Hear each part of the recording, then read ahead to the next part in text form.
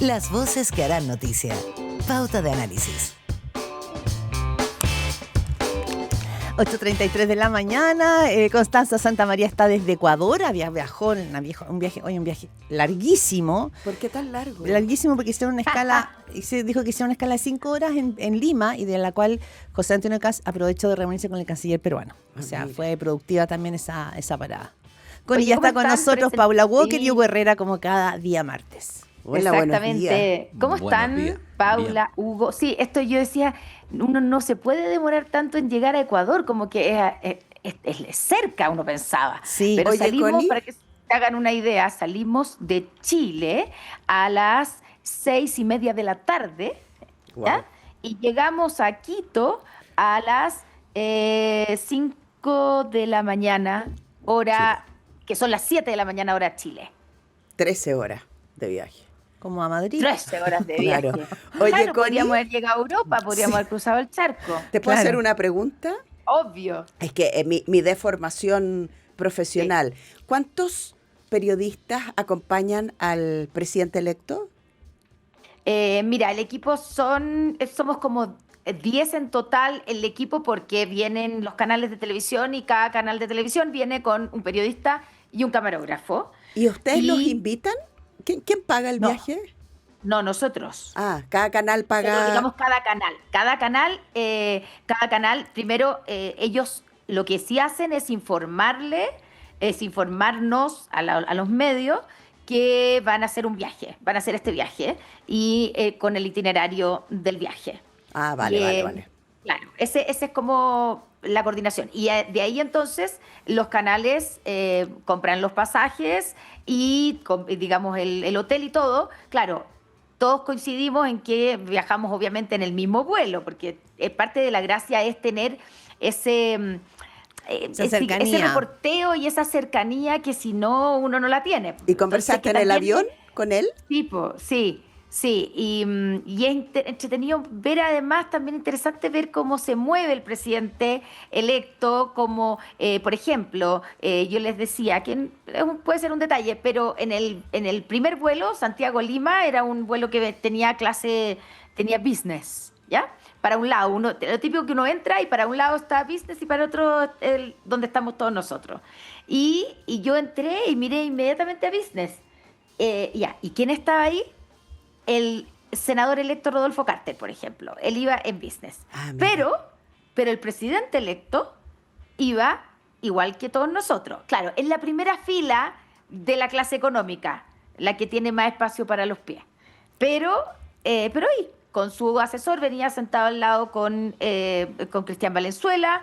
Viene también el equipo de prensa, liderado por María Paz Fadel, y venía también en la parte de atrás el senador electo Cristian Vial, y que los dos son sus asesores en seguridad y candidatos, o por lo menos eso es lo que se suena también, podrían terminar siendo alguno de ellos ministro de seguridad, ¿Y el pese piloto a que fueron saluda? recién electos. ¿El piloto El- saluda?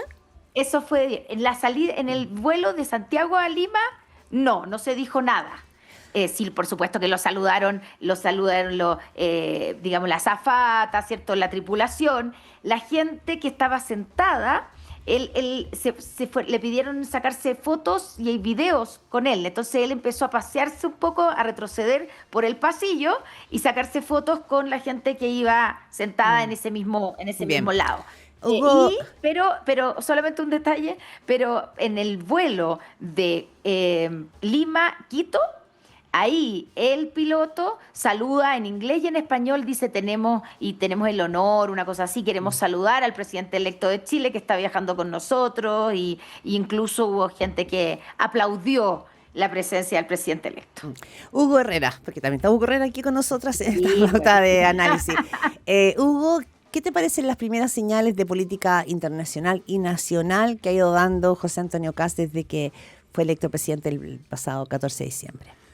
A ver, yo creo que en términos distinguiría lo general de lo Sí. particular, porque cada viaje uno lo puede analizar en su tinta, por decirlo así.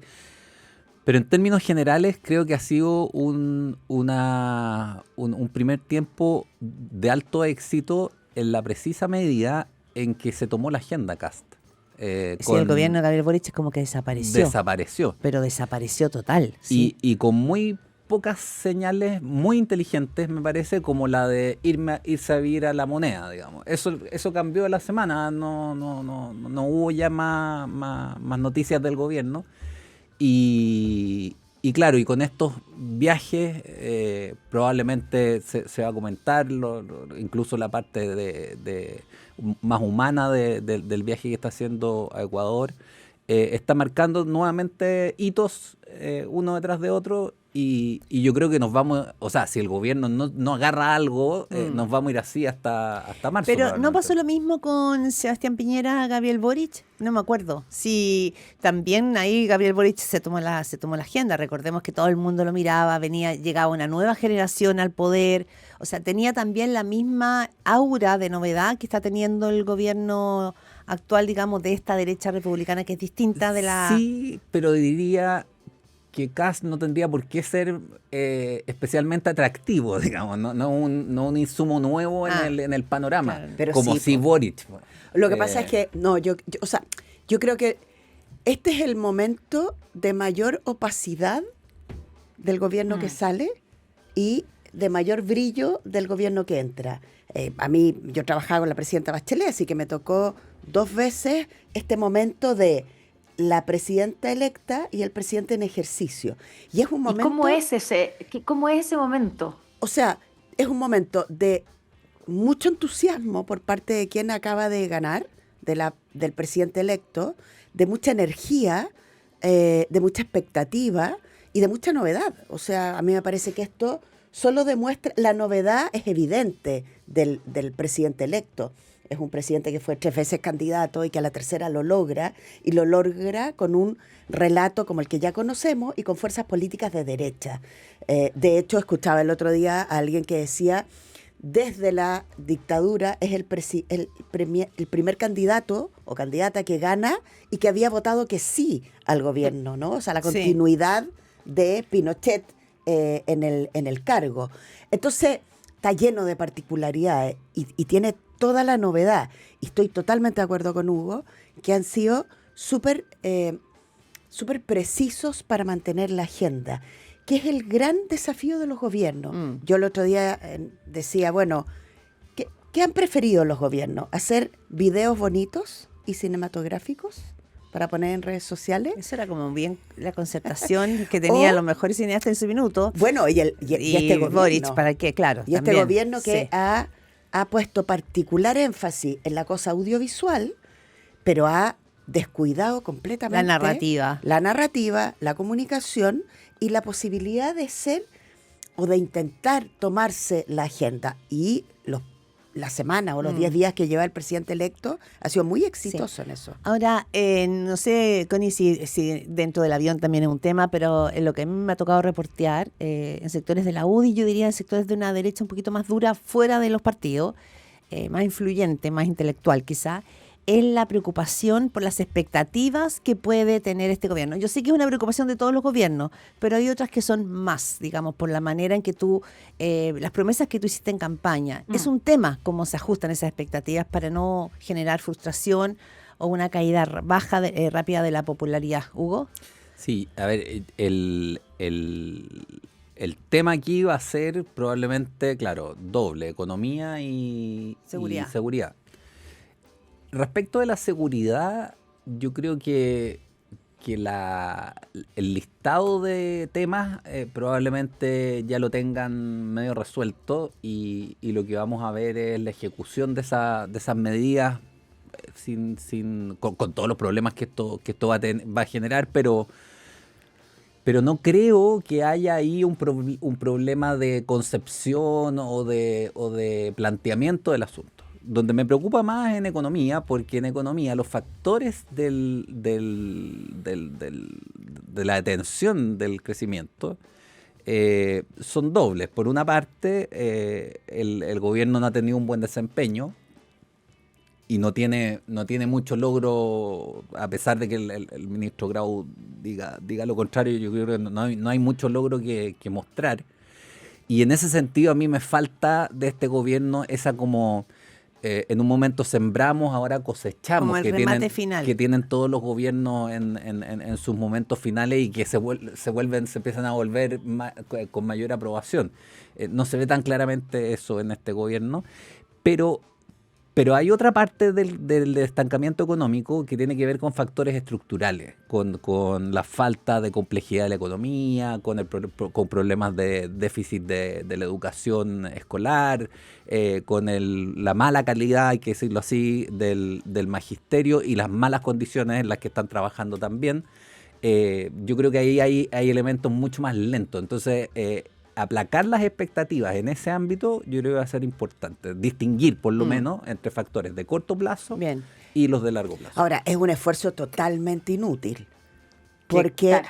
sí, ¿sabes por qué es inútil? Porque las expectativas, tú nunca Nos llegas. pueden manejar. O sea, lo que te quiero decir, siempre nos rompen, o sea, siempre tú no logras que las expectativas que tenías se hagan realidad. Es decir, desde la persona con la que vaya a salir la primera vez, la comida que vas a preparar para Navidad, el regalo que estás Claro, salvo que seas budista y que te dediques en la vida y a estamos ajustar muy tu... lejos, Sí. muy lejos como sociedad. Tú, de ser Paula, estarás budista. muy lejos, ¿eh? Bueno, muy pero lejos. en una de esas Muy lejos viene ser un budista. terremoto o viene Claro. una epidemia Sí. Claro, y hay lo que cual dedicarse ya- a cambiar llamar a el don foco. Francisco y cambiar el foco, claro. Entonces, lo que sí yo creo, a diferencia de Hugo, es que yo le pondría un énfasis infinito en el tema seguridad. Porque ese tema, economía tenemos una inflación que está bajita, crecimiento cercano al 3%, una inversión extranjera súper recuperada. O sea, la cosa está ahí y probablemente eso no va a variar demasiado y hay que ver cómo lo ejercita el gobierno que entra. Pero la seguridad es un tema súper acuciante para las personas. Y la seguridad está, ya lo sabemos, en una situación frágil. Entonces, cualquier cosa que siga pasando, como las que van a seguir pasando, van a demostrar que no era cierto que cerraste la frontera, no era cierto construir el corredor, que No, supongo que pero, buena perdón, parte de eso están en eso, ¿no? Yo creo que hay algo que el gobierno sí puede hacer y que probablemente lo tenga en mente, que es nivelar la cancha. O sea, en Chile hay zonas, así como hay zonas de sacrificio ambiental, uno podría decir que hay zonas de sacrificio en seguridad. Poblaciones del sur de Santiago, Alto Hospicio, qué sé yo. Y a mí me parece que lo que el gobierno de Kast podría hacer rápidamente es generar igualdad de condiciones mínimas para todas esas zonas de sacrificio de seguridad. O sea, si él logra demostrar en el primer año que le puso retenes, digamos, a todos los lugares que estaban más dañados en asuntos de seguridad, va a poder dar un ticket, digamos. Connie, Ojalá. ¿se Sí. habló del tema de las expectativas en el viaje? Sí. Ya. Sí, se le preguntó, y se le ha preguntado también en las últimas entrevistas, un par de entrevistas que ha dado, sobre el tema de la expectativa. Y él, la verdad, es que contesta como muy, voy a decir, muy estilo Kast, que tampoco, o sea, no da grandes respuestas, sino que dice, bueno, tenemos que hacer la pega, estamos trabajando para. Y yo creo que ese es el modo del presidente electo. Él, yo creo que está consciente de que, sobre todo en el tema de seguridad, como lo dice la Paula, es ahí donde tiene el mayor riesgo de no cumplir con las expectativas, porque las promesas fueron muy concretas y muy maximalistas también, considerando que el problema del crimen organizado, de la delincuencia, del narcotráfico, es muy complejo, sabemos, lo hemos conversado muchas veces. Entonces, no basta con que llegue José Antonio Kast para que se vayan los inmigrantes regulares, los 330.000 inmigrantes regulares de Chile. Sabemos que eso no va a ser así y es imposible que lo sea. Yo creo que esa es la preocupación principal y eso es lo que inspira este viaje. Esto del corredor humanitario que que al principio yo me acuerdo que yo he conversado con gente del actual gobierno, del tema, digamos, del sector de migraciones, y te dicen que es súper difícil hacer un corredor humanitario, pero parece ser que es la única posibilidad real de que esos inmigrantes irregulares salgan de Chile, porque Ahora, si no, no tienen cómo salir. Entonces, digo yo que ese es probablemente el foco, y ese es el foco donde se está concentrando el gobierno en adelantar pero pegas, hay algo digámoslo así, complejo. para que en marzo llegar con algo concreto sobre la mesa. Pero hay sobre el algo tema de complejo, sí, pero hay algo complejo en esa mirada, pensando que el tema de seguridad apunta a la cotidianeidad de las personas. El corredor, primero, es para tema migrante, ¿no es cierto? Para dar una salida a las personas que no tienen documentos. Pero no, también sería injusto decir que todas esas personas son delincuentes. No, ¿Ya? no Primero. lo son. Entonces, no es que si se van, tú arreglas el problema de la seguridad. Creo que hay. Segundo, en la información que tenemos de parte de los fiscales que llevan adelante esto, es que hoy día las bandas chilenas se han puesto más crueles y peores, incluso que las extranjeras. ¿Por qué? Para poder competir por el espacio territorial. Entonces, tú puedes sacar a todos los migrantes y las bandas chilenas van a seguir funcionando porque el crimen organizado entró. Ya está. Ahora, para la ciudadanía, no sé, Pedro Aguirre Cerda, que tiene un problema de narco, de seguridad, no está pensando en el gran crimen organizado de la región metropolitana, está pensando cómo llega de su casa al paradero. Entonces, trabajar en la percepción y en los datos respecto de lo macro, eso, yo creo que ese punto, ese vértice va a ser muy difícil. O sea, de hecho, de las cosas más complejas en los gobiernos, justamente trabajar como en varias bandas. Sí, claro. En la cosa cotidiana, en la cosa internacional, como decía Hugo recién, en los problemas estructurales, ¿no? Y además mete en esa ecuación la relación con la oposición, la relación con el Congreso, la necesidad de tener nuevas leyes, probablemente, a pesar de la enorme cantidad de leyes que este gobierno tuvo adelante. Entonces, va a ser... Es una mezcla no fácil, efectivamente. Por eso es importante, por ejemplo, las relaciones con el Ministerio Público, las relaciones con los partidos, el respeto entre el gobierno y la oposición. Yo siempre digo que con la llegada de Kast al gobierno se cierra el primer círculo de todos los partidos grandes que han estado, que han sido oposición dura, pero que luego les toca gobernar. Y yo espero que las personas aprendan de los ciclos, porque no es fácil gobernar con una oposición que a todo te dice que no. Y entonces ahora le toca a él ser gobierno y tener una relación con la oposición que va a estar encabezada por personajes que estuvieron en el gobierno, como el presidente Boric, como Janet Jara, que esperemos que sean una oposición que piense en Chile. Y a mí eso me parece relevante. Estoy de acuerdo. Y además que en el tema de seguridad, efectivamente hay que distinguir la cotidianeidad, que es algo que se puede alterar con medidas efectivas, puntuales, pero hay también factores estructurales. O sea, en Carabineros, yo no soy especialista, pero me parece que faltan más de 10.000 carabineros y entre que están con estrés y están con licencia y tienen que cumplir turnos además, porque no están todos en la calle al mismo tiempo. Hay un déficit de policía, algo tan básico como eso, y uno dice, claro, ¿en cuánto tiempo tú puedes poner 10.000 carabineros más en la calle? Eso te demora por lo menos 2 años. Claro. Y entre medio, ¿qué es lo que hace?